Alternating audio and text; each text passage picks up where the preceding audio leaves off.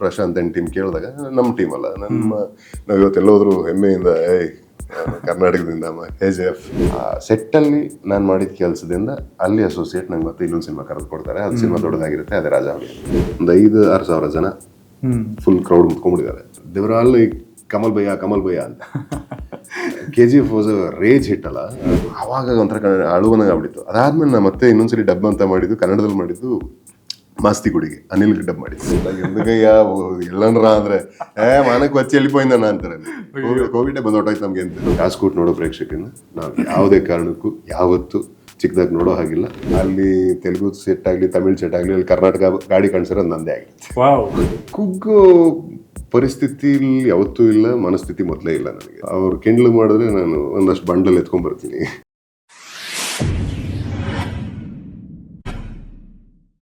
Hi, ಎಲ್ರಿಗೂ ನಮಸ್ಕಾರ. ನಾನು Manu and welcome to Khadak cinema.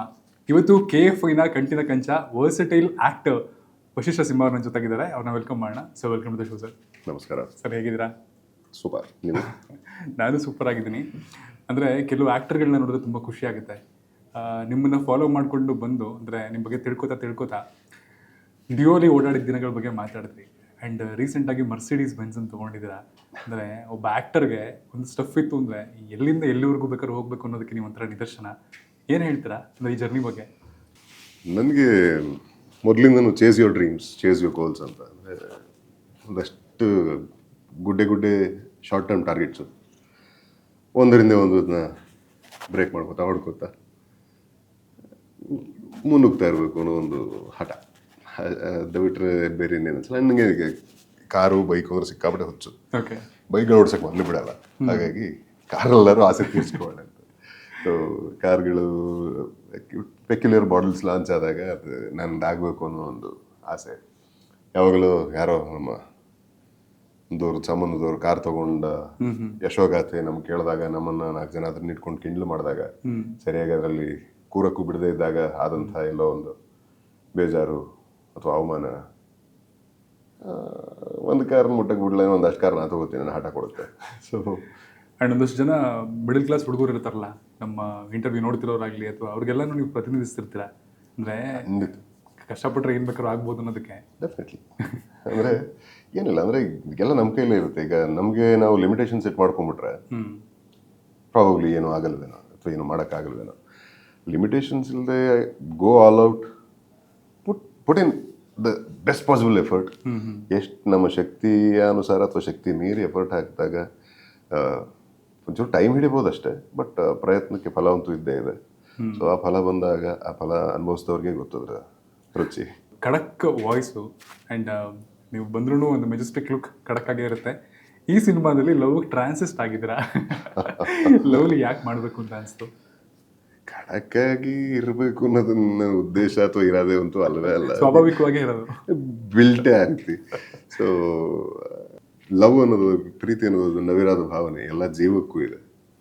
ಮನುಷ್ಯನ ಹೊರತುಪಡಿಸು ಕೂಡ ಎಲ್ಲ ಜೀವಿಗಳಿಗೂ ಪ್ರೀತಿ ಇದೆ, ಎಮೋಷನ್ಸ್ ಇದೆ, ಬಾಂಧವ್ಯಗಳಿದ್ದಾವೆ. ಸೊ ಆ ನಿಟ್ಟಲ್ಲಿ ನಾನು ಒಂದು ಜೀವಿ, ಪ್ರೀತಿಯಲ್ಲಿ ಬಿದ್ದವನು, ಪ್ರೀತಿಯಿಂದ ಬದುಕ್ತಿರೋನು. So life is complete only with emotions ಅನ್ನೋದು ನನ್ನ ಫೀಲಿಂಗ್. ಅಂಥದ್ದೇ ಒಂದು ಪಾತ್ರ. ಅಂದರೆ ಲವ್, ಅಫೆಕ್ಷನ್ನು, ಇನ್ನೊಂದು ಮತ್ತೊಂದು ಏನು ಬೇಕಾಗೇ ಇಲ್ಲ. ನಾನು ಬೌಂಡ್ಲೆಸ್ಸು, ಲಿಮಿಟ್ಲೆಸ್ಸು, ನಾನು ಫ್ರೀ ಸೋಲ್ ಅಂತ ಇರ್ತಕ್ಕಂಥ ಒಂದು ಪಾತ್ರ. ನಾನೊಬ್ಬ ನಟೋರಿಯಸ್ ಕ್ರಿಮಿನಲ್ ಅಂತ ಅವನ ಲೈಫಲ್ಲಿ ಪ್ರೀತಿ ಎದುರಾಗಿ, ಪ್ರೀತಿ ಸಿಕ್ಕಿ, ಆನಂತರ ಅವನ ಜೀವನದಲ್ಲಿ ಆಗೋ ಬದಲಾವಣೆ ಅಥವಾ ಅವನ ಲೈಫ್ ಜರ್ನಿ ಅಲ್ಲಿಂದ ಟೇಕ್ ಆನ್ ಆಗೋದು. ಸೊ ಇವುಗಳ ಸುತ್ತ ಇರತಕ್ಕಂಥ ಒಂದು ಬ್ಯೂಟಿಫುಲ್ ಎಂಟರ್ಟೈನರ್ ಲವ್ಲಿ. ಸೊ ಅಂಥ ಒಂದು ಮಲ್ಟಿಪಲ್ ಡೈಮೆನ್ಷನ್ಸ್, ಮಲ್ಟಿಪಲ್ ಶೇಡ್ಸ್ ಇರ್ತಕ್ಕಂಥ ಪಾತ್ರ ಜೈ ಅನ್ನೋ ಒಂದು ಪಾತ್ರ. ಸೊ ವೆರಿ ಚಾಲೆಂಜಿಂಗ್ ಆ್ಯಂಡ್ ಎಲ್ಲೋ ಒಂದು ಕಡೆ ಮನಸ್ಸಿಗೆ, ಜೀವನಕ್ಕೆ ಹತ್ತಿರವಾದ್ದು. ಒಂದಷ್ಟು ವಿಷಯಗಳು ನಮ್ಮಲ್ಲಿರೋದೇ ಆ ಪಾತ್ರಕ್ಕೂ ಇತ್ತು, ಅಥವಾ ಆ ಪಾತ್ರದಲ್ಲಿರೋದೇ ನಮ್ಮಲ್ಲೂ ಇತ್ತು. ಸೊ ಹೀಗಾಗಿ it was fun capturing Jai, capturing lovely. ತುಂಬಾ ಒಳ್ಳೆ ಡೆಪ್ತ್ ಇರ್ತಕ್ಕಂಥ, ತುಂಬ ವಿಷಯಗಳ ಮೇಲೆ ಬೆಳಕು ಚೆಲ್ಲಿರ್ತಕ್ಕಂಥ ಒಂದು ಕಥಾನಕ. ಆ್ಯಂಡ್ ಸರ್, ನೀವು ಪಾತ್ರ ರಿಯಲ್ ಲೈಫ್ಗೂ ಕೂಡ ಸ್ವಲ್ಪ ಸೀಮಿತ ಅಂತ ಹೇಳಿದ್ರಲ್ಲ, ನನಗೊಂದು ಕ್ಯೂರಿಯಾಸಿಟಿ. ಅಂದರೆ ಮ್ಯಾಮ್ ಸಿಗೋವರೆಗೂ ಆ ಮುಂಚೆ ಕೂಡ ನೋವು ಬೇಡ ಅಂತ ಬೌಂಡ್ಲೆಸ್ ಆಗಿದ್ದಿದ್ದ ವಶಿಷ್ಠ ಸಿಂಹ ಅವರು? ಅಫ್ಕೋರ್ಸ್ ಅಂದರೆ ಲೈಫ್ ಜರ್ನಿನಲ್ಲಿ ಒಂದು ಕೆಲವು ಅಫೆಕ್ಷನೇಟ್ ರಿಲೇಶನ್ಶಿಪ್ಸ್ ಬಂದಿರುತ್ತೆ. ಆ, ಬಂದವೆಲ್ಲ ಉಳಿಯಲ್ಲ, ನಮ್ಮದು ಮಾತ್ರ ನಮ್ಗೆ ಉಳಿಯುತ್ತೆ. ಆ ಲೆಕ್ಕದಲ್ಲಿ ಯೋಚನೆ ಮಾಡಬೇಕು ಅಂದರೆ ಅಲ್ಲ, ನನ್ನ ನಂಗೆ ಬುದ್ಧಿ ಬಂದಾಗಿಂದ ನಾನು ಇಂಡಿಪೆಂಡೆಂಟೆ. ಆಗಿಂದನೂ ಇವತ್ತಿನ ನನ್ನ ಹೆಂಡತಿ ಹರಿಪ್ರಿಯಾ ನನ್ನ ಲೈಫಲ್ಲಿ ಬರೋ ತನಕ ನನ್ನ ರೀತಿ ನೀತಿಗಳು ಬೇರೆ ಇತ್ತು. ತುಂಬ ಕೇರ್ ಫ್ರೀ, ತುಂಬ ಉಡಾಫೆ ಅಲ್ಲ, ಬಟ್ ನಾನು ಯಾವುದಕ್ಕೂ ಹೆಚ್ಚಾಗಿ ತಲೆ ಕೆಡಿಸ್ಕೊಳ್ಳೋದು. ನನಗೆ ಕೆಲಸ ಒಂದಿದ್ರೆ ಸಾಕು, ಬಾಕಿದೇನು ನನಗೆ ಬಾಕಿ ಚಿಂತೆನೇ ಇಲ್ಲ. ಊಟ ತಿಂಡಿ ನಿದ್ದೆ ಯಾವುದಕ್ಕೂ ನಾನು ಇದು ಹಿಂಗೆ ಇರಬೇಕು, ಈ ಟೈಮ್ಗೆ ಆಗ್ಬಿಡ್ಬೇಕು ಅನ್ನೋ ಥರದ್ದು ಇಲ್ಲವೇ ಇಲ್ಲ ನನಗೆ. ಬಟ್ ಈಗ ನನ್ನ ಲೈಫ್ಗೇನೆ ಒಂದು ದಿಕ್ಕು ದೇಶ ಅಂತ ಬಂದಿದೆ ಅವ್ರು ನನ್ನ ಲೈಫಲ್ಲಿ ಬಂದಾಗಿಂದ. So that's a power of love, that's a power of family, and the family is your strength. ಏನೇ ಆಗ್ಬಿಡ್ಲಿ, ಈಗ ಮುಂಚೆ ಎಲ್ಲ ಏನಾಗೋದು, ಈಗ ಒಂದು ಸಣ್ಣ ಉದಾಹರಣೆ ಅಂದರೆ ಸಿನಿಮಾ ಅಂತ ತಗೋಣ. ಒಂದು ಸಿನಿಮಾ ಗೆದ್ದರೆ ಬೀಗ್ತಿದ್ವಿ, ಒಂದು ಸಿನಿಮಾ ಸೋತ್ರೆ ಕೊರಗ್ತಿದ್ವಿ, ಕುಗ್ತಿದ್ವಿ. ಈ ಸಿನಿಮಾ ಅನ್ನೋದು ಅಥವಾ ಈ ಕೆಲಸ ಅನ್ನೋದು ಅಂದರೆ ಸಿನಿಮಾನೇ ಆಗಬೇಕಿಲ್ಲ, ಯಾವುದೇ ಕೆಲಸ ಆಗಲಿ, ನಮ್ಮನಿಗೆ ಪ್ರತಿಯೊಬ್ಬ ವ್ಯಕ್ತಿಗೂ ಪರ್ಸ್ನಲ್ ಫ್ರಂಟಲ್ಲಿ ಲೈಫ್ ಅನ್ನೋದನ್ನ ಪಕ್ಕಕ್ಕಿಟ್ಟು ಯೋಚನೆ ಮಾಡಿದ್ರೆ ಪ್ರೊಫೆಷನಲ್ ಹಜಾರ್ಡ್ಸ್ ನಮಗೆ ತುಂಬ ಇರುತ್ತೆ. ಅದರ ಇಂಪ್ಯಾಕ್ಟ್ ನಮ್ಮ ಮೇಲೆ ತುಂಬ ಇರುತ್ತೆ, ಪರಿಣಾಮ ಬೀಳ್ತಾ ಇರುತ್ತೆ, ಒದ್ದಾಡ್ತಾ ಇರ್ತೀವಿ, ಕೆಲವೊಂದಷ್ಟು ಹೇಳ್ಕೊತೀವಿ, ಕೆಲವೊಂದಷ್ಟು ಹೇಳ್ಕೊಳಕ್ಕಲ್ಲ. ಈ ಥರದ್ದು ಎಲ್ಲನೂ ಇದ್ದಾಗ ಆ ಗುಂಗಲ್ಲೇ ಕಳೆದೋಗಿರ್ತೀವಿ, ಯಾವುದ್ರ ಹಿಂದೆನೂ ಓಡ್ತಾ ಇರ್ತೀವಿ, ಏನರಿಂದ ಓಡ್ತಿರ್ತೀವಿ ನಮ್ಗೆ ಗೊತ್ತಿರಲ್ಲ. ಬಟ್ ಇದೆಲ್ಲವನ್ನು ಒಂದು ಆಯಾಮ ಅಷ್ಟೇ ಜೀವನದಲ್ಲಿ, ಅದೊಂದು ಭಾಗ, ಅದೇ ಜೀವನ ಅಲ್ಲ. ಜೀವನ ಅಂದರೆ ಒಂದು ರೀತಿ ನೀತಿ ಇರ್ತದೆ, ಅದಕ್ಕೊಂದು ಶೈಲಿ ಇರುತ್ತೆ. And there is some certain way you have to live your life ಅನ್ನೋದನ್ನು ನಮಗೆ ನಮ್ಮ ಪ್ರೀತಿ ಪಾತ್ರರೇ ಹೇಳ್ಕೊಡೋಕ್ಕೆ ಸಾಧ್ಯ. ನೀವು ಏನಾರು ಆಗಿರೋ ಹೊರಗಡೆ ಮನೆಗೆ ಮಗ, ಗಂಡ, ಹೆಂಡತಿ, ಅಣ್ಣ, ತಮ್ಮ, ಅಕ್ಕ, ತಂಗಿ ಏನೋ ಒಂದಾಗಿರ್ತಾರಲ್ಲ, ಅವುಗಳು ನಿಮ್ಮನ್ನ they will keep you rooted, and family is important. ಅದನ್ನು ಕಲಿಸಿದ್ದು ನನಗೆ ನನ್ನ ಹೆಂಡತಿ. ಓಕೆ, ಲವ್ಲಿ ಅನ್ನೋ ಟೈಟಲ್ ನೋಡಿದಾಗ ಲವ್ಲಿ ಆ್ಯಕ್ಚುಲಿ ಬೇರೆ ಥರನೇ ಇದೆ. ಇಲ್ಲಿ LOV ಇರುತ್ತೆ, LOV ಒಂದು ಸ್ಪೇಸು LI ಅಂತ ಇದೆ. ಈ ಟೈಟಲ್ ಸಜೆಸ್ಟ್ ಮಾಡಿದ್ಯಾರು, ಮತ್ತು ಆ ಒಂದು ಚೇಂಜಸ್ ಯಾಕೆ? ಇದ್ರ ಕಂಪ್ಲೀಟ್ ಕ್ರೆಡಿಟ್ಸ್ ನಮ್ಮ ಡೈರೆಕ್ಟರ್, ಓಕೆ, ನಮ್ಮ ಚೇತನ್ ಕೇಶವ್ ಅಂತ, ನನ್ನ ತಮ್ಮ. ಈಗ ಫೋನ್ ಮಾಡುತ್ತಾರೆ ಯಾರು, ನಿಮಗೆ ಎಲ್ಲಿದೆ ಮಗ ಅಂತ ಏನಂತೀರಾ? ಮನೇಲಿದ್ರೆ ಮನೇಲಿದೆ ಮಗ, ಮನೆಯಲ್ಲಿ ಅಂತೀರಾ? ಮನೇಲಿ ಹಂಗೆ ಲವ್ಲಿ ಅಂದರೆ ಇನ್ ಲವ್ ಅಂತ. ಓಕೆ, ಚೆನ್ನಾಗಿ ಕಾಯಿನ್ ಮಾಡಿದೆ, ಸ್ಪೆಷಲ್ ಅನ್ಸುತ್ತೆ, ಕ್ಯಾಚಿ ಅನ್ಸುತ್ತೆ. ಇಟ್ ಈಸ್ ಆ್ಯಕ್ಚುಲಿ LOI ಆಗೂ ಇದೆ ಸಿನಿಮಾ. ಲವ್ಲಿ ಇನ್ ಲವ್ ಅನ್ನೋದು ಈ ಸಿನಿಮಾದ ಒಂದು, ಅಂದರೆ ಸಿನಿಮಾ ಬಗ್ಗೆ ಬಿಟ್ಕೊಟ್ಟಂಗೆ ಆಗ್ಬಿಡುತ್ತೆ, ಬಟ್ ಸಿನಿಮಾ ನೋಡಿದಾಗ ನಿಮ್ಗೆ ಅರ್ಥ ಆಗುತ್ತೆ. ಒಂದು ಬ್ಯೂಟಿಫುಲ್ ಸೆಗ್ಮೆಂಟ್ ಆಫ್ ಸಿನಿಮಾ. ಅದರಲ್ಲಿ ಈ ಲವ್ಲಿ ಅಂದರೆ ಏನು, ಯಾಕೆ ಅನ್ನೋದನ್ನ ಡಿಪಿಕ್ಟ್ ಮಾಡ್ತಾರೆ, ಸಕ್ಕತ್ತ ಮಾಡಿದ್ದಾರೆ. ಓಕೆ, ಆ್ಯಂಡ್ ತುಂಬ ಸ್ಯಾಚುರೇಟೆಡ್ ಆಗಿ ಕಾಣಿಸ್ತೀರ ನೀವು. ಅಂದರೆ ಕೆಲವೊಂದ್ಸಲಿ ಅದೇ ಅನ್ಸುತ್ತೆ, ಈಗ ಸಕ್ಸಸ್ ಮತ್ತು ಫೇಲ್ಯೂರ್ನ ಎರಡನ್ನೂ ಹೆಂಗೆ ಬ್ಯಾಲೆನ್ಸ್ ಮಾಡೋದು, ಅದು ಹೆಂಗೆ ತೊಗೊಳ್ಳೋದು ಅಂದಾಗ ನಟ ಆಗಿ ವಶಿಷ್ಠ ಸಿಂಹ ಅವರು ಅದನ್ನ ಹೆಂಗೆ ಬ್ಯಾಲೆನ್ಸ್ ಮಾಡ್ತಾರೆ? ಪ್ರಯತ್ನ ಅಷ್ಟೇ, ನಮ್ಮದು ಫಲ ನಮ್ದಲ್ಲ. ಅಂದರೆ ತುಂಬ ಕುಗ್ಗಿದ್ದು ಇದೆಯಾ ಫೇಲ್ಯೂರ್ ಆದಾಗ, ಅಥವಾ ಕುಗ್ಗೋ ಪರಿಸ್ಥಿತಿಲಿ ಯಾವತ್ತೂ ಇಲ್ಲ, ಮನಸ್ಥಿತಿ ಮೊದಲೇ ಇಲ್ಲ ನನಗೆ. ಅಂದರೆ ನನಗೆ ಪ್ರತಿಯೊಂದು ಅಂದರೆ ಐ ಆಮ್ ಚಾಲೆಂಜ್ ಬೌಂಡ್. ನನಗೆ ಚಾಲೆಂಜಸ್ ಇದ್ದಷ್ಟು ಇಷ್ಟ, ಇಲ್ಲಾಂದ್ರೆ ನಾನು ಬೋರ್ ಆಗ್ಬಿಡ್ತೀನಿ. ಆ್ಯಂಡ್ ಯಾರು ನಿನ್ನ ಕೈಲಿ ಇದಾಗಲ್ಲ ಅಂತ ಹೇಳಿದ್ರೆ ಅದೊಂಥರ ಸವಾಲು, ಆ ಸವಾಲು ನನಗಿಷ್ಟ. ಅವ್ರು ಕೆಂಡ್ಲು ಮಾಡಿದ್ರೆ ನಾನು ಒಂದಷ್ಟು ಬಂಡಲ್ ಎತ್ಕೊಂಡ್ಬರ್ತೀನಿ. ಓಕೆ, ಸೊ ಹಾಗೆ of course there are dips, there are lows, highs lows ಅನ್ನೋದು ಜೀವನದ ಪ್ರತಿಯೊಬ್ಬರ ಜೀವನದ ಅವಿಭಾಜ್ಯ ಅಂಗ. ಬಟ್ ನಾವು ಈಗ ಗೆದ್ರೆ ಯಾಕೆ ಗೆದ್ವಿ ಅಂತಂತೂ ಹೇಳ್ಕೊಳ್ಳೋ ತಿರ್ಗಲ್ಲ, ಯೋಚನೆ ಮಾಡಲ್ಲ, ಗೆದ್ಬಿಟ್ವಿ ಅಂತ ಬೇಕ್ತಾ ಇರ್ತೀವಿ. ಬಟ್ ಸೋತಾಗ ಅದೇ ಹಂಗ 120 ಲೆಕ್ಕಾಚಾರ ಬರುತ್ತೆ, ದೂಷಣೆಗಳು ಬರುತ್ತೆ. ಬಟ್ ಇಲ್ಲಿ ಸಮಚಿತ್ರ ಆಗಿದ್ದಾಗ ನಮ್ಮ ಕೆಲಸ ನಾವು ಮಾಡಿದಾಗ, ಈಗ ಒಬ್ಬ ನಟನಿಗೆ ಒಂದು ಟೇಕ್ ಓಕೆ ಅನ್ನೋದೇ ಮೊದಲನೇ success. Director first take okay ಮಾಡಿದ ಅಂದರೆ ಆ ಪಾತ್ರಕ್ಕೆ ಆ ಒಂದು ಅದು ಏನು ಡೆಲಿವರ್ ಮಾಡಬೇಕಾಗಿರ್ತಲ್ಲ ಅದು ಮಾಡಿದಾಗ ಅಲ್ಲೇ ಒಂದು ಸಕ್ಸಸ್.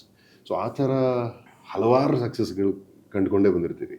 ಆ್ಯಂಡ್ ಎಂಡ್ ರಿಸಲ್ಟಲ್ಲಿ ಅದು ಹಲವಾರು ಕಾರಣ ಇರುತ್ತೆ. ಒಬ್ಬನಿಂದ ಅಥವಾ ಒಂದು ಕಾರಣದಿಂದ ಸಿನಿಮಾ ಸೋಲೋದಾಗಲಿ ಅಥವಾ ಏನೋ ಹಾಳಾಗೋದಲ್ಲ ಯಾಲ. ಸೊ ಒಬ್ಬೊಬ್ಬರದ್ದು ಒಂದೊಂದು ಶಕ್ತಿ, ಒಂದೊಂದು ಡಿಪಾರ್ಟ್ಮೆಂಟು, ಅವರು ಎಲ್ಲನೂ ಕೂಡಿ ಕಲೆ ಹಾಕಿ ನೂರಾರು ಜನರ ಎಫರ್ಟು ಕ್ಲಬ್ ಆಗಿ ಚೆನ್ನಾಗಿ ಪ್ಯಾಕೇಜಿಂಗ್ ಆದಾಗ ಆ ಸಿನಿಮಾ ದೊಡ್ಡದು ಅಥವಾ ಚೆನ್ನಾಗಿ ಅನಿಸುತ್ತೆ.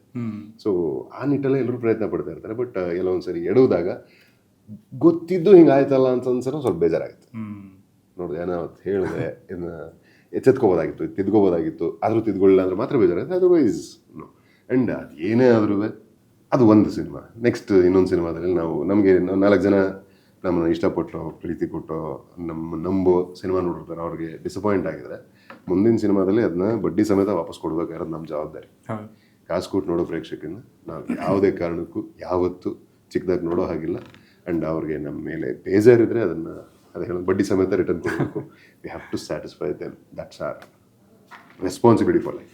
ಆ್ಯಂಡ್ ಸುಮಾರಷ್ಟು ವರ್ಷಗಳ ಹಿಂದೆ ಮರೆತೇ ಹೋದೆನು ಹಾಡಾಡಿ ಒಂದಷ್ಟು ಪ್ಲೇ ಲಿಸ್ಟ್ಗಳಲ್ಲಿ ಕೂತ್ಬಿಟ್ಟಿದ್ರಿ ಬಿಗಿಯಾಗಿ ಪ್ರತಿದಿನ ಕೇಳೋ ಹಂಗೆ ಮಾಡಿಬಿಟ್ಟಿದ್ರಿ. ಅಂದರೆ ಮತ್ತೆ ಇವ್ರು ಯಾಕೆ ಹಾಡ್ತಿಲ್ಲ ಅನ್ನೋದು ನಮ್ಮ ಥಾಟ್ ಪ್ರೊಸೆಸ್ ಕೂಡ ಆಗಿತ್ತು. ಒಳ್ಳೆ ಕಂಠ ಇದೆಯಲ್ಲಪ್ಪ, ಇಷ್ಟು ಚೆನ್ನಾಗಿದೆಯಲ್ಲ, ಇದನ್ನ ಕೇಳಿದ್ವಿ ಮತ್ತೆ ಯಾಕೆ ಬರ್ತಿಲ್ಲ ಅಂತ. ಈಗ ಬಯಸಿ ಕೂಡ ಬಂದಿದೆ, ಅದೇ ಅಷ್ಟೇ ಚೆನ್ನಾಗಿದೆ. ಆ್ಯಂಡ್ ಸೇಮ್ ಕಾಂಬೋ ಕೂಡ ನಿಮ್ಮ ಮತ್ತು ಅನೂಪ್ ಸಿಡಿನವ್ರ ಕಾಂಬೋ. ಅಂದರೆ ತುಂಬ ಚೂಸಿನ ಹಾಡೋದು ಸಿಂಹ ಅವರು ಒಂದು. ಆಮೇಲೆ ಈ ಸಾಂಗನ್ನ ಹಾಡಬೇಕು ಅಂತ ಡಿಸಿಷನ್ ತೊಗೊಂಡಿದ್ದೆ. ಚೂಸಿ ಹೌದು. ಅಂದರೆ ಯಾಕೆ ಚೂಸಿ ಅಂದರೆ ನಾನು I am not a trained singer. ನಾನು ಕಲ್ತಿರೋನು. ಹಾಗಾಗಿ ನಾನು ಅದಕ್ಕೆ ಅಂತ ಪ್ರಯತ್ನ ಪಟ್ಟು ವರ್ಷಗಟ್ಟಲೆ ತಪಸ್ಸು ಮಾಡಿ ಕಲ್ತವ್ರ ಕೆಲಸ ನಾ ಕಿತ್ಕೋಬಾರ್ದು ಅನ್ನೋದು ನನ್ನ ಅಭಿಪ್ರಾಯ. ಹಾಗಾಗಿ ಆದಷ್ಟು ಕಡಿಮೆ ಹಾಡ್ತೀನಿ, ಬಂದಿದ್ದೆಲ್ಲ ಹಾಡಲ್ಲ. ಆ್ಯಂಡ್ ಮೆಲಡಿ ಅನ್ನೋದು ಮೋಸ್ಟ್ಲಿ ಅನೂಪ್ ಅವ್ರಿಗೆ ಚೆನ್ನಾಗಿ ನನ್ನ ಬಗ್ಗೆ ಗೊತ್ತಿರೋದ್ರಿಂದ ಹಿ ಎಕ್ಸ್ಪೆರಿಮೆಂಟ್ಸ್ ಮೆಲೋಡಿ ವಿತ್ ಮೀ. ಇದರಲ್ಲಿ ನಾನು ಮಾತಾಡೋದು ವಾಯ್ಸ್ ಧ್ವನಿ ದೊಡ್ಡದು ಗಟ್ಟಿ ಧ್ವನಿ, ಸೊ ರಫ್ ಆಗಿದೆ, ರಗಡ್ ಆಗಿದೆ, ಹಂಗೆ ಹಿಂಗೆ ಅಂತಾರೆ. Melody people generally don't tend to experiment. But Anoop ನನಗೆ ಕಳೆದ ಒಂದು ಆಲ್ಮೋಸ್ಟ್ 20 ವರ್ಷದ ಫ್ರೆಂಡು. ಸೊ ಅವ್ರಿಗೆ ನನ್ನ ಬಗ್ಗೆ ಗೊತ್ತಿರೋದ್ರಿಂದ he dares to do it. And Anoop ಜೊತೆಗೆ ಇದು ನನ್ನ ಹ್ಯಾಟ್ರಿಕ್ ಕಾಂಬಿನೇಷನ್. ಮರೆತು ಹೋದೇನೋ ಹಾಡಿದ್ವಿ, ಅದಕ್ಕೆ ಜನ ಕೊಟ್ಟಂಥ ಪ್ರೀತಿ ಇವತ್ತಿಗೂ ನನಗೆ ಅದು I still remember those days. Song release ಮಾಡಿಬಿಟ್ಟು ಯೂಟ್ಯೂಬ್ ಓಪನ್ ಮಾಡಿ ಇಟ್ಕೊಂಡು ಕೂತಿದ್ವಿ. ಹೆಂಗೆ ಬರುತ್ತೆ, ಏನು ಕಮೆಂಟ್ ಬರುತ್ತೆ, ಎಷ್ಟು ವ್ಯೂಸ್ ಬರುತ್ತೆ, ಹಿಂಗೆ 1000 ಆಯಿತು, 2000 ಆಯಿತು, ಈ ಥರ ಒಂದಷ್ಟು ಮಿಲಿಯನ್ಸ್ ಹೋಗಿದೆ ಅದು. ಆದರೆ ಅದರಲ್ಲಿ ಇದ್ದಂಥ ಒಂದು ಇನ್ನಸೆನ್ಸು ಆ್ಯಂಡ್ ಅದರಲ್ಲಿ ಇದ್ದಂಥ ಅಷ್ಟು ಪ್ಯೂರ್ ಇಂಟೆನ್ಷನ್ ನಮಗೆ ಅವತ್ತು ಬಹುಶಃ ಆ ಒಂದು ಕ್ಯೂರಿಯಾಸಿಟಿನೂ ಕೊಟ್ಟಿತ್ತು, ಭಯನೂ ಕೊಟ್ಟಿತ್ತು. ಅದೇ ಭಯ ಮತ್ತು ಸಿಮಿಲರ್ ಟೆಂಡೆನ್ಸಿ ನನಗೆ ಮೊನ್ನೆನೇ ಅನುಭವ ಆಗಿದೆ. ನೆನ್ನೆ ಸಾಂಗ್ ಏನೇನು ರಿಲೀಸ್ ಆಗ್ತಾಯಿದೆ, ಏರಾಗುತ್ತೆ, ಶುರು ಆಯಿತು ನಮ್ಮ ಪ್ರೊಡಕ್ಷನ್ ಹೌಸ್ದೇ ಆಡಿಯೋ ಲೇಬಲು. ಸೊ ಏನಂದರೆ ಹೊಸ ಸಂಸ್ಥೆ, ಅದರಿಂದ ಬ್ಯಾಂಕಿಂಗ್ ಕಡಿಮೆ, ವ್ಯೂವರ್ಶಿಪ್ ಬ್ಯಾಂಕಿಂಗು. ಸೊ ಹೆಂಗೆ ಅಂದ್ಕೊಳ್ತಾರೋ, ಹೆಂಗೆ ತೊಗೋತಾರೋ ಜನ. ಸೊ ಲೈನ್ ಒಂದು ಕ್ಯಾಚ್ ಆಗ್ಬಿಟ್ರೆ ಸಾಕು, ಬಂದ್ಬಿಡುತ್ತೆ ಬ್ಯಾಗ್. ಈ ಥರ ಏನೇನೋ 120 ಯೋಚನೆಗಳು. ಆ್ಯಂಡ್ ನರ್ವಸ್ನೆಸ್ ಇರುತ್ತೆ ಒಂದು ಸ್ವಲ್ಪ. ಈಗ ಸಿನಿಮಾ ರಿಲೀಸ್ಗೆ ಮುಂಚೆ ಏನು ನರ್ವಸ್ನೆಸ್ ಇರುತ್ತಲ್ಲ, ಅದರ ಹಾಡು ರಿಲೀಸ್ಗೇನೆ ನರ್ವಸ್ನೆಸ್ಸು. ಏನಂತಾರೋ, ಇಷ್ಟ ಆಗುತ್ತೋ ಇಲ್ವ ಅಂತ. And we are fortunate in it. ನಮ್ಮ ಕಾಂಬಿನೇಷನ್ 3ನೇ ಹಾಡು, 3ಕ್ಕೂ ತುಂಬ ಒಳ್ಳೆ ಪ್ರತಿಕ್ರಿಯೆ ಸಿಕ್ಕಿದೆ. ಆ್ಯಂಡ್ ಅದೇ ಲೈಕ್ ಮೈಂಡೆಡ್ ಸೇರಿದಾಗ ಆ್ಯಂಡ್ ಎಲ್ಲರ ಉದ್ದೇಶಗಳು ಒಂದೇ ಆದಾಗ, ನಮ್ಮ ಪ್ರಯತ್ನ ಒಂದೇ ದಿಕ್ಕಲ್ಲಿ ಹಾಕಿದಾಗ ಎಂಡ್ ರಿಸಲ್ಟು ಹಾಗಿರುತ್ತೆ. ಓಕೆ. ಆ್ಯಂಡ್ ಕಮೆಂಟ್ಸ್ ನೋಡ್ತಿದ್ದೆ, ಸಾಂಗಲ್ಲಿ ತುಂಬ ಒಳ್ಳೊಳ್ಳೆ ಕಮೆಂಟ್ಸ್ಗಳು ಬಂದಿದೆ. ಕಮೆಂಟ್ಸ್ ಎಲ್ಲ ಆಲ್ಮೋಸ್ಟ್ ನಮಗೆಲ್ಲ ಗೊತ್ತಿರುತ್ತೆ. ಬಟ್ ಇಂಡಸ್ಟ್ರಿಯ ಕಮೆಂಟ್ಸ್, ನೀವು ಮತ್ತೆ ಹಾಡಿದ್ದನ್ನ ಕೇಳಿಸ್ಕೊಂಡು ನಿಮ್ಮ ಪ್ರೀತಿ ಪಾತ್ರರು ಇಂಡಸ್ಟ್ರಿಯಲ್ಲಿ ಇರೋರು ಏನಂತ ಅಂದರು? ಖುಷಿ ಪಡ್ತಾರೆ. ಅಂದರೆ ಯಾವಾಗಲೂ ನಾವು ಇದರ ಒಳ್ಳೆ ಕಮೆಂಟ್ಸ್ ಸಿಗ್ತಾ? ನನಗೆ ಅಂದರೆ ಅದೇ ಸ್ವಲ್ಪ ಹೊಗಳಿಕೆಯಿಂದ ನಾನು ದೂರ. ಅಂದರೆ ದೂರ ಅಂದರೆ ಐ ಫೀಲ್ ಕೈಂಡ್ ಆಫ್ ಶೈ. ಹೌದು ಹಾಡಿದ್ದೀನಿ, ಅದಕ್ಕೆ ಹೋಗೋಣ, ಥ್ಯಾಂಕ್ ಯು, ಅದು ಮ್ಯಾಕ್ಸಿಮಮ್ ಅಷ್ಟೇ ಇರುತ್ತೆ. ಅದಾದಮೇಲೆ ಏನು ಮಾತಾಡೋದು ನಂಗೆ ಗೊತ್ತಾಗಲ್ಲ. ಆ ಒಂದು ಎಲ್ಲರ ಮೆಚ್ಚುಗೆ ಅಪ್ಪುಗೆ ಸಿಕ್ಕಿದಾಗ ಅದನ್ನು ಆಂಪ್ಲಿಫೈ ಮಾಡ್ಕೋಬೇಕು, ಇನ್ನೊಂದಷ್ಟು ಒಳ್ಳೆ ಕೆಲಸಗಳು ಮಾಡಬೇಕು ಅನ್ನೋದು ಅಷ್ಟೇ ನನ್ನ ಇಂಟೆನ್ಷನ್.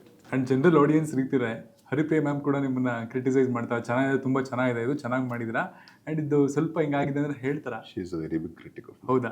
Very big critic. ಅಂದರೆ ಮಾತಾಡೋದೇ ಬೇಕಿಲ್ಲ ಆ್ಯಕ್ಚುಲಿ. ಓಕೆ. ಏನೋ ಒಂದು ಇಷ್ಟ ಆಗಲ್ಲ ಅಂದರೂ, ಇಷ್ಟ ಆದರೂ ಅಥವಾ ತುಂಬ ಇಷ್ಟ ಆದ್ರೂ ಬರೀ ಒಂದು ನೋಡಿದ ಇನ್ಸ್ಟೆನ್ಸಲ್ಲೇ ಫೇಸ್ ರಿಯಾಕ್ಷನ್ ಗೊತ್ತಾಗ್ಬಿಡುತ್ತೆ. ಓಹೋ, ಇದು ಏನಕ್ಕೋ ವರ್ಕೌಟ್ ಆಗಿಲ್ಲ, ಓಕೆ, ಲುಕ್ಕು ಬೇರೆ ರೀತಿ ಇದೆ, ಅದಕ್ಕೆ ಇಲ್ಲ ತುಂಬಾ ಖುಷಿ ಆಗ್ಬಿಟ್ರೆ ಕಣ್ಣೊದ್ದೆ ಆಗ್ಬಿಡುತ್ತೆ. ಸೊ ಅದು ನೋಡಿದಾಗ ಇದು ದಿಸ್ ಇಸ್ ವರ್ಕಿಂಗ್ ಅಂತ. ಸೊ ಬಯಸಿ ನೋಡಿದಾಗ ಏನು ರಿಯಾಕ್ಷನ್ ಇತ್ತು? She was very happy. And ಅಂದರೆ ಹಾಡಿದ ತಕ್ಷಣ ಕಳಿಸಿದೆ, ಬೌನ್ಸ್ ಚೆಕ್ ದಿಸ್ ಔಟ್ ಅಂತ. ಇದು ವರ್ಕ್ ಆಗುತ್ತೆ. ನೈಸ್. ಆ್ಯಂಡ್ ನಿಮ್ಮ ಫಿಲ್ಮೋಗ್ರಫಿಯಲ್ಲಿ KGF ಕೂಡ ಸಿಕ್ಕಾಪಟ್ಟೆ ಒಂದು ದೊಡ್ಡ ಪ್ರಮುಖವಾದ ಪಾತ್ರವನ್ನು ಭಾಗವಹಿಸುತ್ತೆ. ಅದರ ರೆಕಗ್ನಿಷನ್ನು ಅಂದರೆ KGF ಎಷ್ಟು ಇಂಪಾರ್ಟೆಂಟ್ ಆಯಿತು ಅಂದರೆ ಹೊರಗಡೆ, ಕರ್ನಾಟಕದ ಹೊರಗಡೆಗೆ ಹೌ ಇಂಪಾರ್ಟೆಂಟ್ ವಾಸ್ ಇಟ್? ಕರ್ನಾಟಕದಲ್ಲಿ ನನಗೆ ಗೊತ್ತಿಲ್ಲ, ಬಟ್ ಕರ್ನಾಟಕದ ಹೊರಗಡೆ ತುಂಬಾನೇ ಅಂದರೆ ಯಾವ ರೀತಿ ಅಂದರೆ ಈಗ ನಾನು ಇಲ್ಲೆಲ್ಲರೂ ಔಟ್ಡೋರ್ ಶೂಟ್ ಮಾಡ್ತಿರ್ಬೇಕಾದ್ರೆ ಜನ ಗುರುತಿಸೋದು ಸಹಜ ಆ್ಯಂಡ್ ಪ್ರೀತಿ ಕೊಟ್ಟಿದ್ದಾರೆ, ಇಷ್ಟಪಡ್ತಾರೆ, ನಮಗೊಂದು ಅವ್ರ ಋಣ ಇದೆ. ಬಟ್ ಹೊರಗಡೆ ನಾವು ಯಾರು ಅಂತಾನೆ ಗೊತ್ತಿರಲ್ಲ ಅಂತ ಅನ್ಕೊಂಡು ಹೋಗಿ ಶೂಟ್ ಮಾಡ್ತಿರ್ಬೇಕಾರೆ, ಎಸ್ಪೆಷಲಿ ಓದಲ ರೈಲ್ವೆ ಸ್ಟೇಷನ್ ಅಂದರೆ ಈಗ ಓದಲ 2 ಆಗ್ತದೆ, ಓದಲ ಪಾರ್ಟ್ 1 ಮಾಡ್ಬೇಕಾದ್ರೆ ಕರೀಂನಗರಲ್ಲಿ ಒಂದು ಹಳ್ಳಿ ಅದೇ ಓದೆಲ್ಲ ವಿಲೇಜಲ್ಲಿ ಶೂಟ್ ಮಾಡ್ಬೇಕಾದ್ರೆ ಕೋವಿಡ್ ಫಸ್ಟ್ ಅನ್ಲಾಕ್ ಆಗಿದೆ ಆಗಿನ್ನು ಹಾಗೆ ಒಂದು 15-20 ದಿವಸ ಆಗಿದೆ ಅಷ್ಟೇ. ಅಲ್ಲಿ ಕರೀಂನಗರಲ್ಲಿ ಓದೆಲ್ಲ ವಿಲೇಜಲ್ಲಿ ಶೂಟ್ ಮಾಡ್ಬೇಕಾರೆ ಒಂದು 5-6 ಸಾವಿರ ಜನ ಫುಲ್ ಕ್ರೌಡ್ ಮುತ್ಕೊಂಡ್ಬಿಟ್ಟಿದ್ದಾರೆ. ಏನು ನನಗೆ ಎಕ್ಸ್ಪೆಕ್ಟೇ ಮಾಡಿಲ್ಲ, ನನಗೆ ಗೊತ್ತೂ ಇಲ್ಲ. ಆ್ಯಂಡ್ ದೇವರ್ ಆಲ್ ಕಮಲ್ ಭಯ್ಯ ಅಂತ. KGF was a rage hit ಅಲ್ಲ, ಅದನ್ನ ಅವರು ಅಕ್ಸೆಪ್ಟ್ ಮಾಡಿದ ರೀತಿ ಅವ್ರದ್ದು ಸ್ವಂತ ಮಾಡ್ಕೊಂಡ್ರು ತೆಲುಗಲ್ಲಿ. ನಮ್ಮ ಸಿನಿಮಾ ಥರ ಅವ್ರಿಗೆ ಒಂದು ಹೆಮ್ಮೆ KGF ಕಂಡ್ರೆ. ಆ್ಯಂಡ್ ಅಲ್ಲಿ KGF ಅಲ್ಲಿ ನಾನು ಮಾಡಿದ ಒಂದು ಪಾತ್ರನ ಹೆಸರು ಸಮೇತ ಗುರುತಿಟ್ಕೊಂಡು ಅವ್ರು ಅಷ್ಟು ಜನ ಅಲ್ಲಿ ಕ್ರೌಡ್ ಗ್ಯಾದರ್ ಆಗಬೇಕು ಅಂದರೆ ದಟ್ ಇಸ್ ಸಚ್ ಅಂದರೆ ಸಿನಿಮಾಗೆ ಶಕ್ತಿ, ಅದು ಸಿನಿಮಾಗಿರೋ ಪವರ್, ಅದು ಅಂದರೆ ಎಷ್ಟು ಎಕ್ಸ್ಟೆಂಟ್ಗೆ ಬೇಕಾದ್ರೂ ತಲುಪೋದು. ಸೊ ಅದನ್ನು ನೋಡಿ ಐ ವಾಸ್ ಸೋ ಓವರ್ವೆಲ್ಮ್ಡ್, ಒಂಥರ ಸರ್ಪ್ರೈಸ್ಡ್, ತುಂಬಾ ಖುಷಿ ಕೊಡ್ತು. ಆ್ಯಂಡ್ ಅದು ಕೋವಿಡ್ ಅನ್ಲಾಕ್ ಬೇರೆ ಆಗಿತ್ತಲ್ಲ, ಇಲ್ಲ ಎಂದಗಯ್ಯ ಎಲ್ಲನ್ರ ಅಂದರೆ ಮಾನಕ್ಕೆ వచ్చి వెళ్ళిపోయిందన్న ಅಂತಾರೆ. ಕೋವಿಡೇ ಬಂದು ಹೊಟ್ಟೋಯ್ತು ನಮಗೆ ಅಂತಾರೆ. ಏನು ಹೇಳೋಣ, ಆ ಒಂದು ಪ್ರೀತಿಗೆ, ಅಭಿಮಾನಕ್ಕೆ all that you can do is ಇನ್ನೂ ಎಫರ್ಟ್ ಹಾಕಿ ಇನ್ನೊಂದಷ್ಟು ಒಳ್ಳೆ ಕೆಲಸ ಮಾಡಿ ಅಷ್ಟೇ. ಆ್ಯಂಡ್ ಪ್ರಶಾಂತ್ ನೀಲ್ ಅವ್ರಿಗೂ ಕೂಡ ನೀವು ತುಂಬ ಇಷ್ಟ ಅಂತ ಕಾಣುತ್ತೆ. ಬಿಕಾಸ್ ಅವ್ರ ಕಂಟಿನ್ಯೂಸ್ ವರ್ಕ್ಸಲ್ಲಿ ನೀವು ಯಾವ್ದಾದ್ರು ಒಂದು ಭಾಗದಲ್ಲಾದರೂ ಇದ್ದೇ ಇದ್ದೀರಾ. ಸಲಾಲಲ್ಲಿ ಕೂಡ ಪ್ರಭಾಸ್ ಅವರು ಡಬ್ಬಿಂಗ್ ಮಾಡಿದ್ದೀರಾ. And to be frank beautifully ಅದು ಕೇಳಿಸ್ತಿತ್ತು. ಅಂದರೆ ಒಂದ್ಸಲಿ ಇದು ಅಷ್ಟೇ ಅವ್ರ ವಾಯ್ಸ್ ಅಂತ ಗೊತ್ತಾಗ್ಬಿಟ್ಟು ಸಿನಿಮಾ ನೋಡೋಕೆ ಸ್ಟಾರ್ಟ್ ಮಾಡಾದ್ಮೇಲೆ ಹೋಗ್ತಾ ಎಲ್ಲೂ ಅದನ್ನ ಅಕ್ಕ ಬರಲಿಲ್ಲ. ಅಂದರೆ it is so into it. ಅದು ತುಂಬ ಚೆನ್ನಾಗಾಯಿತು, ಅದು ತುಂಬ ಖುಷಿ ಕೂಡ ಕೊಡ್ತು. ಅಂದರೆ ಈ ಒಂದು ಅಗೇನ್ ಅದು ಒಂದು ಹೊಸ ಆಯಾಮ ನಿಮಗೆ. ಅಂದರೆ ಮುಂಚೆ ಹಾಡ್ತಿದ್ರಿ, ಆ್ಯಕ್ಟ್ ಮಾಡ್ತಿದ್ರಿ, ಕತೆ ಕೂಡ ಬರೆಯೋಕ್ಕೆ ಇನ್ವಾಲ್ವ್ ಆಗಿದ್ರಿ, ಈಗ ಮತ್ತೆ ಡಬ್ಬಿಂಗ್ ನನಗೆ ಸಿನಿಮಾ ಮೇಕಿಂಗಲ್ಲಿ ತುಂಬ ಇಷ್ಟವಾದ ಒಂದು ಪ್ರಕ್ರಿಯೆ. ಅಂದರೆ ಡಬ್ಬಿಂಗ್ ತುಂಬ ಸುಲಭದ ವಿಷಯ ಅಲ್ಲ. ನಾನಂತೂ ಡಬ್ ಮಾಡ್ಬೇಕಾದ್ರೆ ಲೈಟೆಲ್ಲ ಆಫ್ ಮಾಡಿಬಿಡ್ತೀನಿ. ಅಂದರೆ ನನ್ನ ರಿಯಾಕ್ಷನ್ ನೋಡಬಾರ್ದು ಯಾರು ಅಂತ. ಅಂದರೆ ಅದು ಮತ್ತೆ ಇನ್ನೊಂದ್ಸಲಿ acting. But first time act ಮಾಡಿದಾಗ ಕ್ಯಾಮ್ರಾ ಇರುತ್ತೆ, ಇಲ್ಲಿ ಕ್ಯಾಮ್ರಾ ಇರಲ್ಲ, TV ವಿಜುವಲ್ಸ್ ಓಡ್ತಾ ಇರುತ್ತೆ. It is not just giving voice, it is like redoing your work. ಅಂದರೆ ಆ್ಯಕ್ಟ್ ಮಾಡ್ಬೇಕಾದ್ರೆ ಒಂದು ಆ್ಯಂಬಿಯನ್ಸ್ ಇರುತ್ತೆ, ಜೊತೆ ಬೇರೆ ಕಲಾವಿದರು ಇರ್ತಾರೆ, ಒಂದು ಸೆಟ್ಟು, ಲೈಟು ಎಲ್ಲ ಮೂಡ್ ಇರುತ್ತೆ. ಡಬ್ಬಿಂಗಲ್ಲಿ ಅಂಥದ್ದು ಏನೂ ಇರಲ್ಲ. ಮತ್ತೆ without any such support you are performing. So ಆ ಪರ್ಫಾರ್ಮ್ ಮಾಡ್ಬೇಕಾದ್ರೆ ಅಲ್ಲಿ ಪ್ರತಿಯೊಂದು ಉಸಿರಿನ ಏರಿಳಿತಾನು ಕ್ಯಾಪ್ಚರ್ ಆಗುತ್ತೆ ಡಬ್ಬಿಂಗಲ್ಲಿ. ಆ್ಯಕ್ಟಿಂಗಲ್ಲಿ ಅದಾಗಲ್ಲ. ಆ್ಯಂಡ್ ಇದರಲ್ಲಿ ಫೇಸ್ ಕ್ಯಾಪ್ಚರ್ ಆಗಲ್ಲ, ಅದರಲ್ಲಿ ಬ್ರೀತ್ ಕ್ಯಾಪ್ಚರ್ ಆಗಲ್ಲ. So it is such a vital part. And ಅದಕ್ಕಿರೋ ಶಕ್ತಿನೂ ತುಂಬ ದೊಡ್ಡದು. ಆ್ಯಂಡ್ ನನಗೆ ಇಷ್ಟವಾದ ಒಂದು ಪ್ರಕ್ರಿಯೆ ಆಗಲೇ ಹೇಳ್ದಂಗೆ. ಹಾಗಾಗಿ whenever I dub I want to deliver my best. And ಇದು ಬೇರೆಯವ್ರಿಗೆ ವಾಯ್ಸ್ ಕೊಡೋದು ನನಗೆ ಹೊಸ್ತು. ನನಗೆ ನಾನು ವಾಯ್ಸ್ ಕೊಟ್ಕೊಳ್ಳೋದು ಬೇರೆ ಲ್ಯಾಂಗ್ವೇಜ್. ಈಗ ಕನ್ನಡ ಸಿನಿಮಾನ ತೆಲುಗಿಗೆ ಡಬ್ ಮಾಡಿದ್ದೀನಿ ನಂದೆ, ತೆಲುಗು ಸಿನಿಮಾಗೆ ಕನ್ನಡ ವಾಯ್ಸ್ ಕೊಟ್ಟಿದ್ದೀನಿ ನಂದೆ. ಬೇರೆ ಇನ್ನೊಬ್ಬ ಕಲಾವಿದನಿಗೆ ಡಬ್ ಮಾಡೋದು ನನಗೆ ಹೊಸ ಅನುಭವ. ಯಾವಾಗಲೂ ತುಂಬ ಹಿಂದೆ early days of my career, ಯಾವ ಸಿನಿಮಾ ಅಂತ ನೆನಪಾಗ್ತಿಲ್ಲ, ಬಲವಂತವಾಗಿ ನಾನು ಬೇರೆಯವ್ರಿಗೆ ವಾಯ್ಸ್ ಕೊಡಲ್ಲ ಅಂದ್ರೆ ಒತ್ತಾಯ ಮಾಡಿ ಅಳೋದೊಂದು ಬಾಕಿ ಆಗ. ಅಂದರೆ ಸ್ವಲ್ಪ ದೊಡ್ಡ ಜನ ಅವರು, ಇನ್ಫ್ಲೂಯೆನ್ಷಿಯಲ್ ಪೀಪಲ್ಲು. ಸೊ ನಾನು ಚಿಕ್ಕ ಕಲಾವಿದ, ನಾನು ಮಾಡಲ್ಲ ಅಂದ್ರೆ ಕೇಳ್ತಾ ಇಲ್ಲ, ಒತ್ತಾಯ ಮಾಡಿ ಅದು ಯಾವುದೋ ಒಂದು ಕ್ಯಾರೆಕ್ಟರ್ಗೆ, ಮದುವೆ ಹುಡುಗನ ಕ್ಯಾರೆಕ್ಟ್ರು ಒಂದು ಸಿನಿಮಾದಲ್ಲಿ, ಅದಕ್ಕೆ ನಾನು ಡಬ್ ಮಾಡಿಸಿದ್ರು. ಅದೊಂದೇ ನನಗೆ ಬೇರೆಯವ್ರಿಗೆ ನನ್ನ ವಾಯ್ಸ್ ಟ್ರೈ ಮಾಡ್ಬೋದು ಅಂತ ಅನ್ಸಿದ್ದು. ಆವಾಗ ಒಂಥರ ಅಳುವನಾಗ ಆಗ್ಬಿಟ್ಟಿತ್ತು. ಅದಾದ್ಮೇಲೆ ನಾನು ಮತ್ತೆ ಇನ್ನೊಂದ್ಸಲಿ ಡಬ್ ಅಂತ ಮಾಡಿದ್ದು, ಕನ್ನಡದಲ್ಲಿ ಮಾಡಿದ್ದು ಮಾಸ್ತಿ ಗುಡಿಗೆ ಅನಿಲ್ಗೆ ಡಬ್ ಮಾಡಿದ್ದು. ಅದೊಂದು ಸಣ್ಣ ಒಂದು ಅನುಭವ ಇತ್ತು. ಬೇರೆಯವ್ರು ಡಬ್ ಮಾಡಿಬಿಟ್ರೆ ಇನ್ನೊಬ್ರಿಗೆ ಡಬ್ಬಿಂಗ್ ಮಾಡೋ ಯೋಚನೆನೂ ಇರಲಿಲ್ಲ. ದೆನ್ ಪ್ರಶಾಂತ್ ಆ್ಯಂಡ್ ಟೀಮ್ ಕೇಳಿದಾಗ, ನಮ್ಮ ಟೀಮ್ ಅಲ್ಲ, ನಾವು ಇವತ್ತೆಲ್ಲೋದ್ರು ಹೆಮ್ಮೆಯಿಂದ ಕರ್ನಾಟಕದಿಂದ KGF ಅಂತ ಒಂದು ಬ್ರ್ಯಾಂಡ್ ಹೇಳಬಲ್ಲ ಅಂತ ಒಂದು ವಾತಾವರಣ ಕೊಟ್ರಲ್ಲ. I wanted to give them a tribute. How ಅನ್ನೋದು ನಂಗೆ ಗೊತ್ತಿರಲಿಲ್ಲ. ಅವ್ರು ಕೇಳಿದ ತಕ್ಷಣ okay yes will do this ಅಂದ್ಬಿಟ್ಟು ಮಾಡಿದೆ. ಆ್ಯಂಡ್ ಡಬ್ ಮಾಡಿದೆ. ಅಂದರೆ ನಾನು ಇಷ್ಟವಾದ ಕೆಲಸ ಮಾಡ್ತಿದ್ದೀನಿ. ಆ್ಯಂಡ್ ಜೊತೆಗೆ ನನ್ನ ಪ್ರಿನ್ಸಿಪಲ್ ಫಾರ್ ಲೈಫ್, ಏನು ಮಾಡಿದ್ರು ಚೆನ್ನಾಗಿ ಮಾಡು. ಈಗ ಒಂದು 5 ನಿಮಿಷ ಹಿಂಗೆ ಎದ್ರೆ ಈ ಟೇಬಲಲ್ಲಿ ಗುಡ್ಸ್ಕೊಂಡ್ಬಿಟ್ರೆ ಆಯ್ತು, ಇನ್ನೊಂದು ವಾರ ನೀಟಾಗಿರ್ಬೇಕು, ಆ ರೇಂಜಲ್ಲಿ ಫೀಲ್ ಮಾಡ್ತೀನಿ. ಸೊ ನನಗೆ ಪ್ರಿನ್ಸಿಪಲ್, ನನಗೆ ಅದು ಮಾಡೋ ಕೆಲಸ ಚೆನ್ನಾಗಿ ಮಾಡಬೇಕು, ಗಿವ್ ಯುವರ್ ಬೆಸ್ಟ್. ಏನಾರು ಆಗಲಿ, ಗೆಲ್ಲುತ್ತೆ ಸೋಲುತ್ತೆ secondary. I am just curious. ಅಂದರೆ ಪ್ರಭಾಸ್ ಅವ್ರ ರಿಯಾಕ್ಷನ್ ಹೇಗಿತ್ತು? ಇಷ್ಟು ಒಳ್ಳೆ ವಾಯ್ಸ್ ಹೆಂಗ್ ಫೈಂಡ್ ಔಟ್ ಮಾಡಿದ್ರು ಅನ್ನೋದೇನೋ ಇತ್ತು, ಅಥವಾ ಕರೆಕ್ಟಾಗಿ ಕೂತಿದೆ ಅಂತ ಬಂತು ಅವ್ರ ಕಡೆಯಿಂದ? ನೋಡಿರ್ತಾರಲ್ಲ, ಸೊ ಪರಿಚಯ ಇರುತ್ತೆ. Heard that he was happy. Very nice sir. ಆಮೇಲೆ ಸಿನಿಮಾ ಪ್ರಿಯಾ ಅವರ ಜೋಡಿ ಮತ್ತೆ ತೆರೆ ಮೇಲೆ ಯಾವಾಗ ಕಾಣಿಸ್ಕೊಳ್ಳುತ್ತೆ ಒಟ್ಟಿಗೆ? ಸದ್ಯಕ್ಕೆ ಸಿನಿಮಾದ ಸಪ್ರೇಟ್ ಟ್ರ್ಯಾಕ್ ನಡೀತಾ ಇದೆ, ಸಿನಿಮಾದಲ್ಲಿ ಪ್ರಿಯಾ ಸಪ್ರೇಟ್ ಟ್ರ್ಯಾಕ್ ನಡೀತಾ, ಹೊಸ ಫೈನಲಿ ಕತೆ ಒಪ್ಪಿದ್ದಾರೆ. ಒಂದು 6-7 ತಿಂಗಳಿಂದ ಕತೆಗಳು ಕೇಳಿ ಶಾರ್ಟ್ಲಿ ಅನೌನ್ಸ್ಮೆಂಟ್ ಆಗುತ್ತೆ. ಅಂಡ್ ನನ್ನ ಇಷ್ಟದ ನಟಿ ಆಕೆ. So initially I was a fan of her work. So ಹಾಗಾಗಿ ಪರಿಚಯ, ಮ್ಯೂಚುವಲ್ ಅಡೋರೇಷನ್ ಇಂದನೇ ಪರಿಚಯದಿಂದ ಸ್ನೇಹ, and then the rest. She has to act. ಆ ಥರ ಟ್ಯಾಲೆಂಟು ಮನೇಲಿ ಕೂರಬಾರ್ದು, ಅಂದರೆ ಮನೆಗೆ ಸೀಮಿತ ಆಗಬಾರ್ದು. ಸೊ ಆ್ಯಕ್ಟ್ ಮಾಡೇ ಮಾಡ್ತಾರೆ. ಆ್ಯಂಡ್ ಅದೇ ಒಂದೆರಡು ಸ್ಕ್ರಿಪ್ಟ್ ಓಕೆ ಆಗಿದೆ, ಶಾರ್ಟ್ಲಿ ಅನೌನ್ಸ್ಮೆಂಟ್ ಆಗುತ್ತೆ. ಯಾವ್ದಾದ್ರು ಕಾನ್ಸೆಪ್ಟ್ ಇಬ್ಬರಿಗೂ ಇಷ್ಟ ಆಯಿತು, definitely will act together. Okay. ನಮ್ಮ ಚಾನಲ್ ಹೆಸರು ಖಡಕ್ ಸಿನಿಮಾ ಅಂತ. ನಾನು ಪ್ರತಿ ಸೆಲೆಬ್ರಿಟಿನ ಮೀಟ್ ಮಾಡಿದಾಗ ನನ್ನ ಫೇವ್ರೇಟ್ ಕೂಡ ಅವ್ರ ಜೀವನದ ಖಡಕ್ ಮೂಮೆಂಟ್ ಏನು ಅಂತ ಕೇಳ್ತೀನಿ. ಖಡಕ್ ಮೂಮೆಂಟ್ ಏನು ಅಂತಂದರೆ, ಒಂದು ಫೇಸ್ ಆಫ್ ಲೈಫ್ ಹೋಗ್ತಾ ಇರುತ್ತೆ, ಬೀಳ್ತಾರೆ, ನನ್ನ ಕೈಲಿ ಆಗಲ್ಲ ಅಂತ ಅನ್ಕೋತಾರೆ, ಆಮೇಲೆಲ್ಲ ಆಗುತ್ತೆ ಅನ್ನೋ ಒಂದು ಸ್ಟೆಪ್ಪಿಂದ ಅವತ್ತವ್ರು ಇಲ್ಲಿವರೆಗೂ ಬಂದಿರ್ತಾರೆ. ಏನಕ್ಕೆ ಇದನ್ನು ಕೇಳ್ತೀನಿ ಅಂತಂದರೆ, ನೋಡೋ ಆಡಿಯನ್ಸಲ್ಲಿ ತುಂಬ ಜನ ನಿಮ್ಮನ್ನ ಫಾಲೋ ಮಾಡ್ತಿರ್ತಾರೆ, ಅವ್ರಿಗೆಲ್ಲ ಒಂದು ಕಡೆ ಇನ್ಸೆಕ್ಯೂರಿಟಿ ಕಾಡ್ತಿರುತ್ತೆ. ನಂತರನೇ ಇದೆಯಲ್ಲ ಇವ್ರ ಜೀವನ, ನಾನು ಇದನ್ನು ಮಾಡ್ಬೋದಲ್ಲ ಅಂತ ಇನ್ಸ್ಪೈರ್ ಆಗಲಿ ಅನ್ನೋದಕ್ಕೆ ಮಾತ್ರ. ಈ ಬಡವ್ರ ಮನೆ ಮಕ್ಕಳಿಗೆ ಇದು ಸಾರಾಸಗಟಾಗಿ ತುಂಬಾ ಸಿಗುತ್ತೆ ಈ ಥರ ಮೂಮೆಂಟ್ಸ್. ನನಗೆ if at all if something that I can relate to or recollect right now ಅಂದರೆ, ಕನ್ನಡ ಮೀಡಿಯಮಿಂದ ಇಂಗ್ಲೀಷ್ ಮೀಡಿಯಮಲ್ಲಿ 10th 73% ತಗೊಂಡಿದ್ದು ಒಂದು ದೊಡ್ಡ ಕಡಕ್ ಮೂಮೆಂಟ್ ನನಗೆ. ಅದಾದಮೇಲೆ ಮೈಸೂರಿಂದ ಬೆಂಗಳೂರು ಬರ್ತೀನಿ, ಕಾಲೇಜ್ ಸೇರಿಸ್ತಾರೆ. ಇಲ್ಲಿ ಕಾಲೇಜ್ ಎಂಟ್ರಿನಲ್ಲೇ ಒಂದು 5 ಜನ ಹೆಣ್ಮಕ್ಳು ನಿಂತ್ಕೊಂಡು ಬರೀ ಇಂಗ್ಲೀಷಲ್ಲಿ ಮಾತಾಡ್ತಿರ್ತಾರೆ. ಮೈಸೂರಲ್ಲಿ ಇಂಗ್ಲೀಷ್ ಮೀಡಿಯಮಲ್ಲೂ ಕನ್ನಡದಲ್ಲೇ ಹೇಳ್ಕೊಡ್ತಿದ್ರು ನಮಗೆ, ಅಥವಾ ಕನ್ನಡದಲ್ಲೇ ಮಾತಾಡ್ಕೊತಾ ಇದ್ವಿ ನಾವೆಲ್ಲ.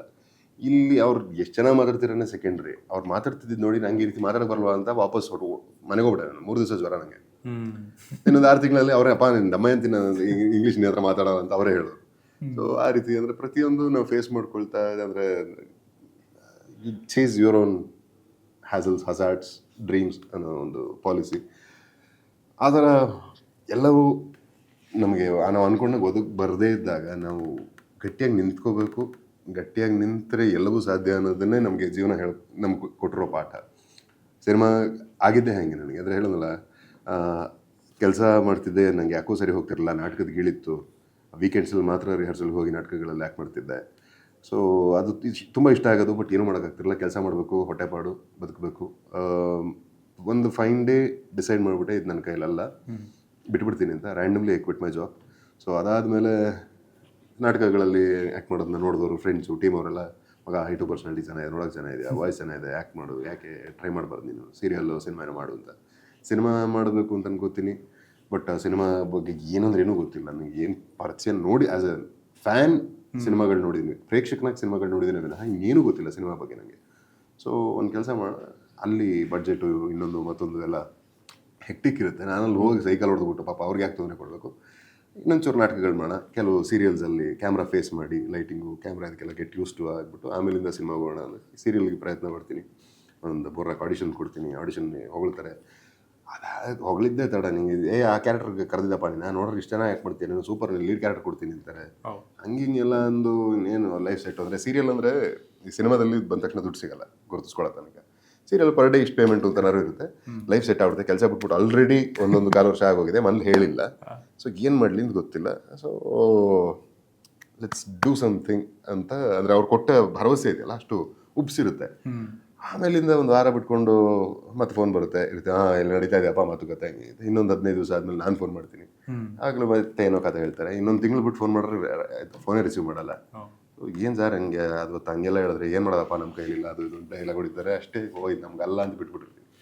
ಮತ್ತು ಯಾವುದೋ ಒಂದು ನಾಟಕದಲ್ಲಿ ನನ್ನ ಒಬ್ಬರು ಡೈರೆಕ್ಟರ್ ನೋಡಿ, ಇನ್ನೊಂದು ಸ್ಟುಡಿಯೋಲ್ಲಿ ನನ್ನ ಫೋಟೋ ಒಬ್ಬರು ನೋಡಿ ಪರಿಚಯ ಆಗಿ ನನಗೆ ಹಾಡು ಕೊಡ್ತಾರೆ, ಟ್ರ್ಯಾಕು ಅಂತಾರೆ. ನಾನು ಅದಕ್ಕೆ ಮುಂಚೆ ಟ್ರ್ಯಾಕ್ ಸಿಂಗರ್ ಆಗಬೇಕು ಅಂತಾರೆ ಹೋರಾಡಿರ್ತೀನಿ. ಸೊ ಅದು ಆ ಕಾನ್ವರ್ಸೇಷನ್ನು ಮಾರನೇ ದಿನ ಬೆಳಗ್ಗೆ ರೆಕಾರ್ಡಿಂಗ್ ಮಾಡೋಕ್ಕಾಗತ್ತೆ. ಇನ್ನೊಂದು ಕಾನ್ವರ್ಸೇಷನ್ ನೋಡಿದ್ರೆ ಸೆಟ್ಟಿಗೆ ಡೇಟ್ ಕೊಡ್ತಾರೆ. ಓಕೆ. ಸೊ ಈ ರೀತಿ ಅಲ್ಲಿ ಅವಕಾಶ ಬಂದಾಗ ಆ 2 ಸಿನಿಮಾನು ಟೈಮ್ ತೊಗೊಳುತ್ತೆ. ಒಂದು ರಿಲೀಸ್ ಆಗಲ್ಲ, ಇನ್ನೊಂದು ನಿಧಾನಕ್ಕೆ ಕುಂಟ್ತಾ ಇರುತ್ತೆ. ಸೆಟ್ಟಲ್ಲಿ ನಾನು ಮಾಡಿದ ಕೆಲಸದಿಂದ ಅಲ್ಲಿ ಅಸೋಸಿಯೇಟ್ ನಂಗೆ ಮತ್ತೆ ಇನ್ನೊಂದು ಸಿನಿಮಾ ಕರೆದು ಕೊಡ್ತಾರೆ. ಅದು ಸಿನಿಮಾ ದೊಡ್ಡದಾಗಿರುತ್ತೆ, ಅದೇ ರಾಜಾವಳಿ ಅಂತ. Inspiring story. ನನಗೆ ಆಗಲಿಲ್ಲ ಅಂತ ಸಿಗಲಿಲ್ಲ ಬಿಟ್ಟು ಹೋಗ್ಬಿಟ್ಟಿದ್ರೆ ಪ್ರಾಬ್ಲಿ ಈ ಇಂಟರ್ವ್ಯೂ ಇವತ್ತು, ಈ ಮಾತುಕತೆ, ಈ ಲವ್ಲಿ ಯಾವುದು ಇರ್ತಾ ಇರಲಿಲ್ಲ. ಕರೆಕ್ಟ್. ಅದೇ ಯಾವಾಗಲೂ ಏನಂತಾರೆ ಜನ, ಗೆದ್ದಾಗ ಹೊಗಳ್ಬಿಡ್ತಾರೆ, ಬಿದ್ದಾಗ ತೆಗಳ್ಬಿಡ್ತಾರೆ. ಬಟ್ ಆ ಜರ್ನಿನ ಅರ್ಥ ಮಾಡ್ಕೊಂಡಾಗ ಅಷ್ಟೇ ಗೊತ್ತು ಅಲ್ಲಿ ಏಳು ಬೀಳನ್ನೋದು ಸಹಜ ಅಂತ.